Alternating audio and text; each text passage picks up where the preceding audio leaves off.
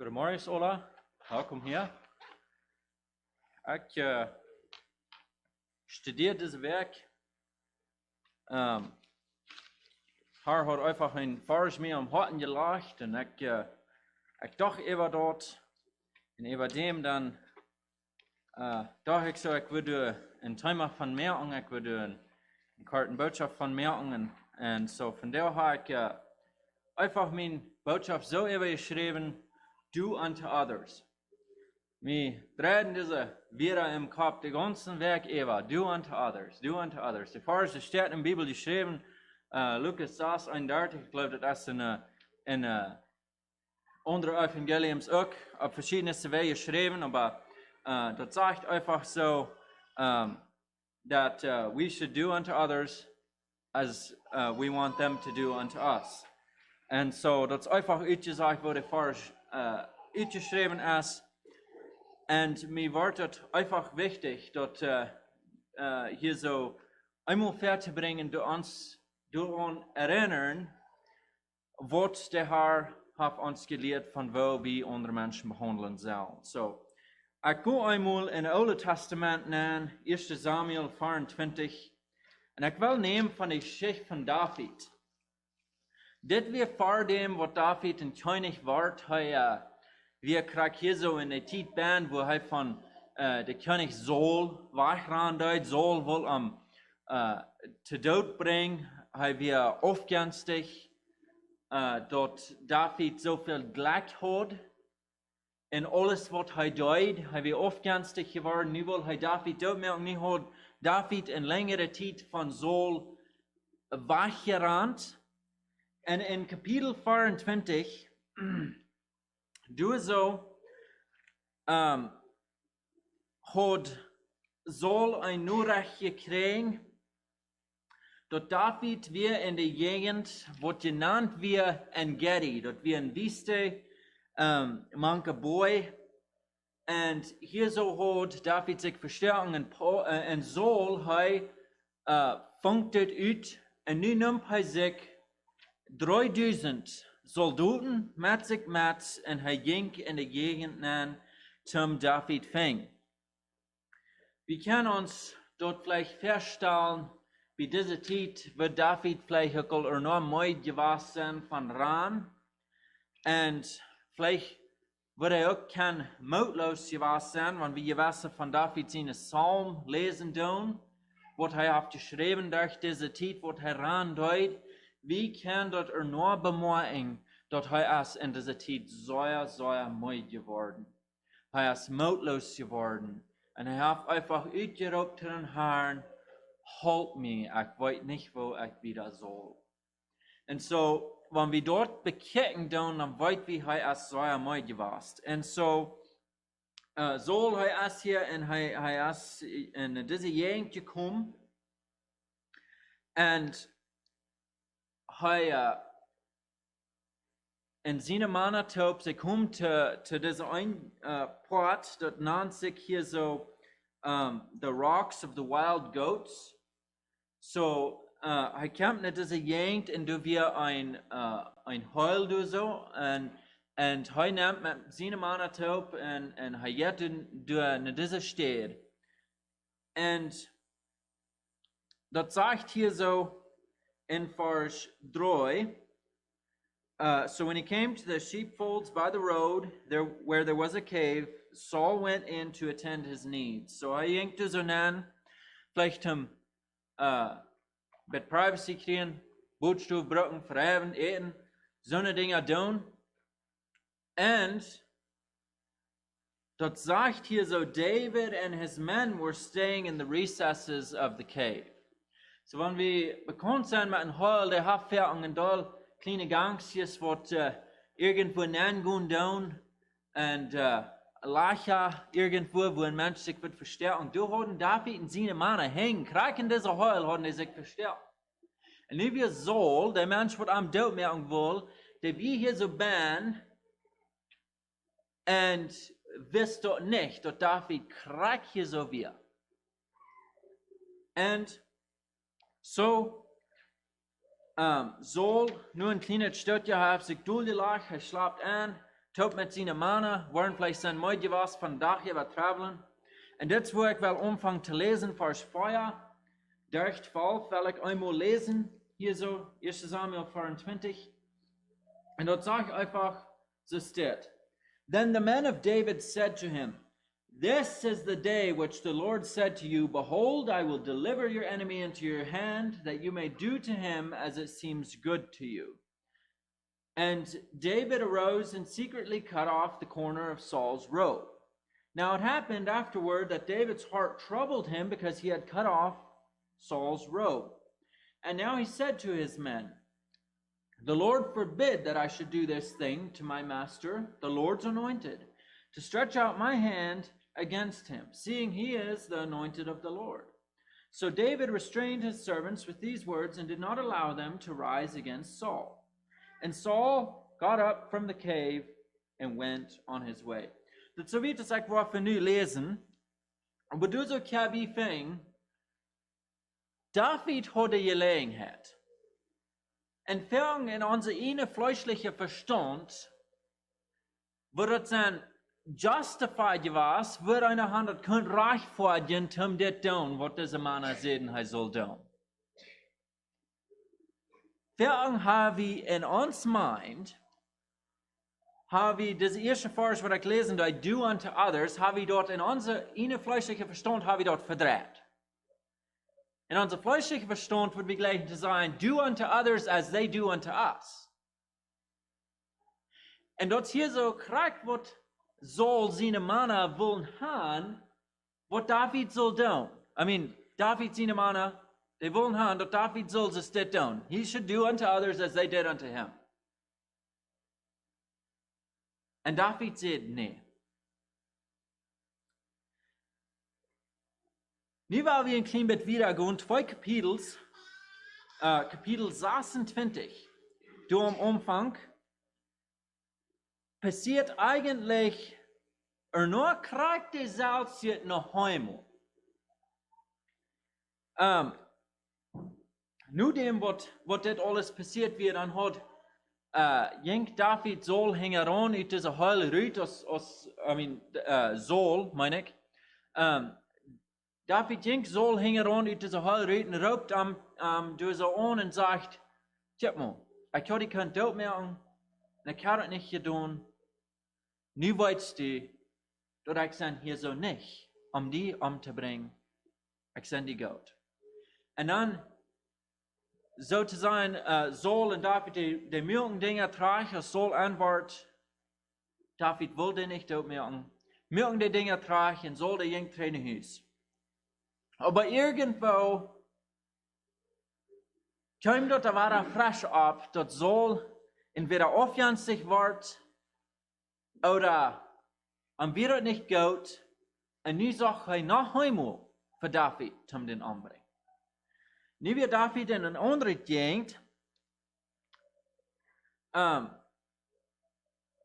Het zegt hier zo in de eerste vers in 26, Now the Ziphites came to Saul at Gibeah, saying, Is not David hiding in the hill of Hachilah, opposite of Jeshimon? En zo, nu weer in een andere gegend, mangt het oiwasch en hij versterkt zich door. En Saul, hij staat op en hij jet door zijn hand, waren met 3000 mannen, om den uitzien. En hij kampt naar deze gegend en hij stelt zijn kamp op met zijn 3000 mannen en die verheven zich. Vielleicht waren sie so an gedacht, die würden den nächsten Tag wieder reisen und dann proben zu sehen. So, David, hij verstärkt sich hier so, und dann sitzt er dort Saul, als mit 3000 Mann gekommen in der Wüste, und er schickt Menschen uit, um das zu sehen. Und in Vers 5, dann du wo ich anfangen zu lesen, erst kann ich jetzt 26 Vers 5, wo ich wieder lesen, und sagt, So David arose and came to the place where Saul had encamped. And David saw the place where Saul lay, and Abner, the son of Ner, the commander of his army. Now Saul lay within the camp, with the people encamped all around him. Then David answered, said to Ahimelech the Hittite, and to Abishai, the son of Zeruiah, brother of Joab, saying, who will go down with me to Saul in the camp? And Abishai said, I will go down with you. And so David and Abishai came to the people by night, and there Saul lay sleeping within the camp, with his spear stuck in the ground by his head. And Abner and the people lay all around him. And Abishai said to David, God has delivered your enemy into your hand this day. Now therefore, please, let me strike him at once with the spear, right to the earth, and I will not have to strike him a second time. But David said to Abishai, do not destroy him, for who can stretch out his hand against the Lord's anointed and be guiltless? David said furthermore, as the Lord lives, and the Lord shall strike him, or his day shall come to die, or he shall go out to battle and perish. The Lord forbid that I should stretch out my hand against the Lord anointed. But please, take now the spear and the jug of water that are by his head, and let us go. So David took the spear and the jug of water by Saul's head, and they got away, and no man saw or knew it or awoke, for they were all asleep, because a deep sleep from the Lord had fallen on them. So hier zo had David krijgt zo een ware die gelegenheid. Hij kwam naar deze over, hij zag hem hier alle slopen. Hij vroeg of irgendwer wat metgaan. Deze Abishai, die zei, voets, ik wil met die metgaan. Ze ging dan Saul zijn spes, die weer krijgt bezit zijn kop in de erde gespekt. Hij wat hij doch ook al gaan wil dichtbij gaan, van, maar eens irgendwas wird passieren, dat hij wird doorreut zijn. En Abishai, die sagt, laat mij bis deze spes nemen, am daar spekken in de erde, en ik wil niet twee maal maken. Wat het daar zijn. David, der hat eine andere Ansicht. Er sagt, nee. Wir wollen diese Dinge nehmen, zum so wissen, dass wir haben können. Wir wollen ihm nicht tot mehr. Und wenn ich diese beiden Geschichten hier so bekicken da, so überrein aus der Sinn, ich soll was hier so in David bin. Vielleicht zum ersten Mal, wo einer gesagt hat, ja, wie gut, dass er loslässt. Nu, wir sollen am noch einmal hängen. Ich denke bloß in Zeit over zu mir selbst, hij wat zijn mooi was von dieser Sache. Hij had kunt leicht bloß mal in eng mehr. Wat schwer wird es sein gewesen? Dann wird er nicht mal dürfen verstärkt sein, weil er kann was er tut mit seiner Familie sein. Wird er nicht sein, wird leichter gewesen? Aber David hat eine andere Idee. Ich denke, when we don't denken, don't do unto others as we would have them do unto others as we would have them do unto us. We denken an dort. Dann kann wir sein, David, der doch auch. Fern go wie durch Tiden, wo ein Mensch uns schlecht behandelt, wo wir fallen uns Fern sozusagen ripped off oder rütgeschoben von Menschen oder irgendwas ist dort. Dann Fern ist die erste Ding, was uns Fleischfeld tun, als kriegst du ein Treatment träge. Aber hier wären some Dinge, was wir können diese Geschichte bemerken, was David weiß, was dort ganz am anderen deut, wo er mit der umging. Hören die bekijken. Erstens, in Bed steht er, sieht David ein Ding. Er sagt, kriegt er 24 Vers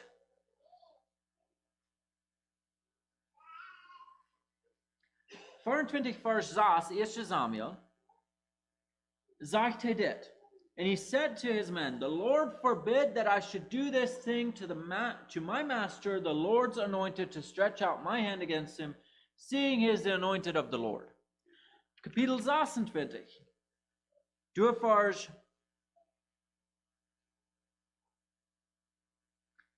9. Sagt he, 26 Vers 9. But David said to Abishai, do not destroy him, for who can stretch out his hand against the Lord anointed and be guiltless? David wist dat this Mensch had begot ein Wirt. Nu waar we dat in unser Leben anwenden. Jeder Mensch hat ein Wirt bij den Herrn. En dan wird er zijn, oder wat hij doet. Dit wat soll hier so doen, dat wir nicht nur Gott seine Welt. Aber Gott hat soll gerobt. En David wist, zum sein Leben nehmen. Dat meint, dat hij wordt een van den Herrn zijn uitgewählte Menschen dood meer. En te dood had hij keine Recht. Wenn wir dat können verstehen, dat Gott will haben, dat alle Menschen sollen zum Glauben kommen. Gott will haben, dat alle Menschen sollen die Gelegenheit haben, naar ihm te komen. Zum sich bekehren. Und zum deren Leben tragstellen mit den Herrn. Dan ändert dat maar ons beeld van de mens wat ons heeft aangedaan. Dan waar we maar eens aan, wanneer ik deze mens, wat krijg zo'n treden wat hij mij gedaan heeft, dan verlier ik deze gelegenheid om aan zeugen en aan te Christus te leiden. Dat is wat we doen. Wanneer een mens ons gehoord heeft, de enige reden wat hij dat heeft gedaan, is wegen dat hij zelfs weideel heeft. Dat is meeste tijd de reden waarom een mens ons hoort. En verder heeft het niet meer met ons te doen. Dat heeft te doen dat hij zelfs irgendwo lijden doen. En wanneer we dit dan treeherding doen, wat doen we? Die wund, die wordt nergens niet heil. Dat wordt nergens niet beter worden. We worden in nergens niet kan helpen. Alles wat we doen, is we meer zeggen, met een dood in de evangelie, dat die dat niet worden willen aannemen, wanneer we eindelijk eerst worden probeeren te brengen. David, die verstond. De Bibel sagt, wir sind mehr wert als ein kleine Sperlinge. Jesus hat es nicht bis zu mir gesagt, er hat es zu uns gesagt. We are of more value than many sparrows. God sees the sparrow that falls. De Bibel sagt, dat Jesus will nicht haben, dat einer soll verloren gehen. Maar dat alle sollen die Gelegenheit haben, zu Christus zu kommen. Dann können wir ein bisschen sein, der wird, was Gott hat gesagt auf den Mensch. Und wenn wir in der Schrift lesen, dann, in Psalms, durch Schrift David, dat euer geboren wird, hat Gott seine Lebensplan ganz uitgeschreven. Gott hat mich gewählt, Gott hat die gewählt, und der Mensch, der die gehört hat, Gott hat den gewählt für einen special Plan. Weil wir den Plan vernichten, was Gott hat für diesen Mensch.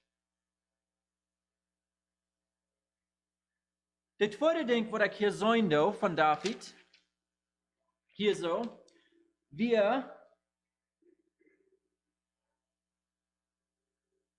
in 26 Vers 10 sagt David ein Ding wieder und er versteht something, was wir für nicht undenken tun.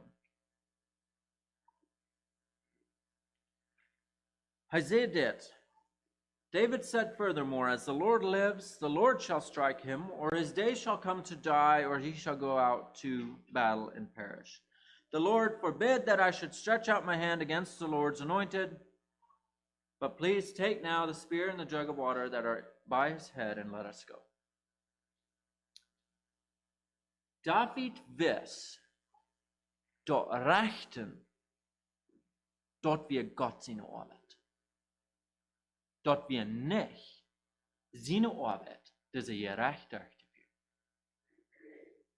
wann hij ook zo volendheid zal het bedoelt. We kan lesen in Matthäus 7, Versen 1 und 2. Judge not, lest ye be judged. Nu sagt het wieder so, sagt het, for with what judgment you judge, you will be judged, and with the measure you use, it will be measured back to you. We leven in een tijd van genoeg. En we willen gaan dat God zijn genoeg zal eeuwig ons leven zijn. Dat God zijn genoeg zal onze Fehler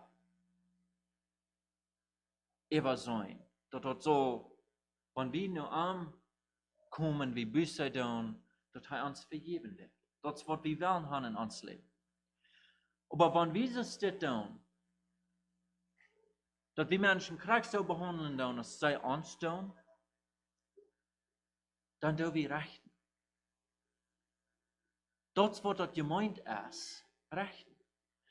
We geloven dan, dat is onze arbeid om die dingen terecht te stellen. En dat is niet. David wist dat. Hij zei, God wordt het uitvoeren met alles, wat er zal passeren. Hij wist, dat je recht, dat je hier God niet aan. Jezus zei dat ook. Ik ben niet gekomen om rechten, maar om raden. Verstehen we dat? Onze arbeid hier zo, is niet om die mens straffen, oder terechtstellen voor de onrechte dingen, wat hij heeft gedaan. Want wie willen gaan, dat God zijn genoeg zal eeuwig ons zijn, dan moet we genoeg geven. Wings van wie geloven, nu heeft deze mens ons onrecht gedaan. Nu willen we die ook onrecht doen. Wat wordt God met ons behandelen? Wanneer we een onrecht doen, wat wordt God met ons doen? Hij zegt, hij wordt een dag ons krijgt zo rechten als we aan andere mensen gerecht. Verstehen we dat? Dan stellen we ons in eine sehr grote Gefahr, wo Gott seine Gnade uns nicht mehr kann halten. Wir haben es selbst in unsere eine Hand genommen und wir haben es getan und nu wird Gott mit uns krijgt so behandelt. Das ist, was der Vers meint. So einfach gesagt, was meint das? Do unto others as we would have them do unto us. Vielleicht können wir noch so sein, do unto others as we would have God do unto us. Dann gibt es noch ein anderes Bild. Wenn Gott wird mit uns so umgehen, als wir mit anderen Menschen tun, wo wird er uns behandeln? Wird wir seine Gnade noch finden? Das ist meine Frau von dir. Mir ist einfach wichtig geworden, ich befinde mich selbst viel in der Stadt. Wenn ein Mensch mich nicht ganz so behandelt, als ich will, meine erste Gedanken ist, dass ich will den Mensch ignorieren. Or, he doesn't deserve to be my friend. Or, dann denke ich auch uit, was alles schlecht oder aardig ist, und dann sage ich meine Fleisch reinfuhrt, dass ich soll mit denen umgehen, auf so eine Weise, was er mit mir ist umgehen. Den fehlt nicht mir als ein Freund. I'm not talking to him anymore. Das kann mit der kleinsten Ding sein. Aber in unser Wort, und mit unseren Actions, da wir die Menschen auch so zu sein rechten. We're treating them the way they're treating us. We're punishing them for how they treat us. And we're taking what's God's into our own hands. So ich würde Ihnen einfach so mitnehmen. Denkt darüber. Wo behandeln wir die Menschen, die uns nicht recht behandeln? Wo gehen wir an mit dem? Wollt wie wie viel wird ein Mensch haben, Gott seine Ehren? Dann würden wir vielleicht zweimal denken, wie der hurting will. Und wollt wie doch, dass der gerecht als Gott sieht und nicht uns. so wie das ich einmal hoort, wel we nog onze hoofden in zum Gebet. Himmlische Vater, komm vor dir und danken dir, dass du uns gnädig bist, dass du jeder Tag uns deine Gnade gibst und die uns vergibst. Herr, help uns, dass wir wollen diese Gnade widersprechen an andere, dass wir wollen die Menschen, die hier in der Welt sind, so viel wert achten, als was du achten lässt. Und dass wir wollen geduldig sein und lernen, mit anderen Menschen so umzugehen, als was wir wollen haben, die sollen mit uns. Herr, ich bete und ich frage für den Segen, für diesen ewigen Andacht, für die zweite Botschaft hier, musst du mit dort sein, dort leiden und führen, musst du uns offene Herzen geben, offene Ohren, dass wir können uns Leben anwenden und dort leben, was wir predigen. Bete ich in die Namen